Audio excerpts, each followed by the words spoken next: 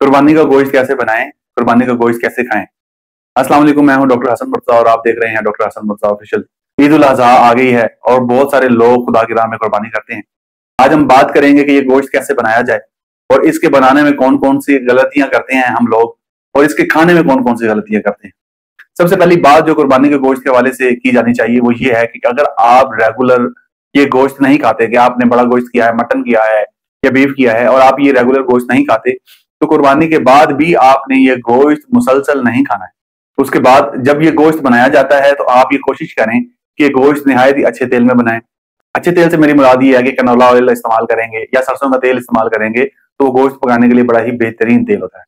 इसके साथ जो चर्बी गोश्त के साथ आती है, अगर आप उसमें गोश्त बनाते हैं, उसी में गोश्त तैयार करते हैं, तो वो भी बहुत ज्यादा मुफीद होती है, बहुत ज्यादा फायदेमंद होती है। ये चर्बी वही चर्बी है जिसमें जानवर ने जितनी भी नेचुरल चीजें खाई हैं, जितने भी नेचर से इस्तेफादा किया है, उसकी सारी गिजायत अगर स्टोर हुई हुई है तो इस चर्बी के अंदर स्टोर हुई है। लिहाजा इसी चर्बी में गोश्त बनाएं और इस चर्बी को निकाल कर फेंके नहीं, इसके इस्तेफादा करें और इसमें गोश्त बनाया जाए। तीसरी बात यह है कि जब आपने गोश्त बना लिया है तो उसको बहुत ही अच्छे तरीके से तैयार करें, वो बहुत अच्छे तरीके से गलना चाहिए, गोश्त बहुत अच्छे तरीके से नरम होना चाहिए। अमूमन ऐसा होता है कि ईद वाले दिन जब हम गोश्त कर लेते हैं, कुर्बानी कर लेते हैं, उस दिन हमें ये जल्दी होती है कि हम जल्दी से गोश्त भी नोश फरमाएं।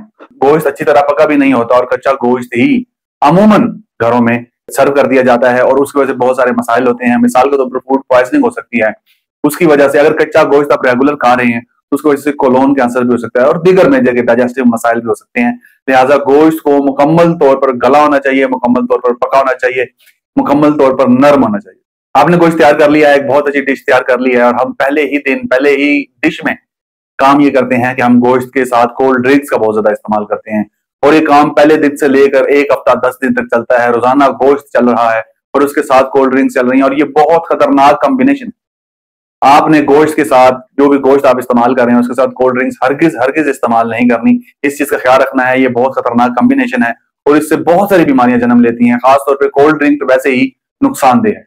एक और बहुत ज्यादा अहम चीज ये है कि जब आप गोश्त खाते हैं तो गोश्त के साथ बाकी चीजों का भी ख्याल रखेंगे। गोश्त के साथ आपने सलाद जरूर खाना है। सलाद गोश्त को डाइजेस्ट होने में मदद करेगा, और उसके साथ गोश्त में अगर आप सिरका डाल लेते हैं या आप नींबू का इस्तेमाल करते हैं तो वो भी गोश्त को अच्छी तरह से हजम होने में मदद करेगा। जितनी चीजें गार्निशिंग आप इसके साथ करेंगे उतना ही ज्यादा आपको फायदा होगा। उम्मीद है ये वीडियो आपके लिए मुफीद रही होगी। लाइक करें, सब्सक्राइब करें। बहुत शुक्रिया।